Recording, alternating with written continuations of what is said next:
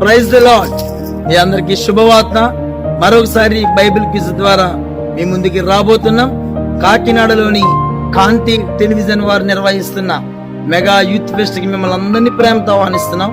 ఈ యొక్క youth pest లో బైబిల్ క్విజ్ అలాగే సింగింగ్ కాంపిటీషన్స్ ఎన్నో మీకోసం ఏర్పాటు చేస్తాం.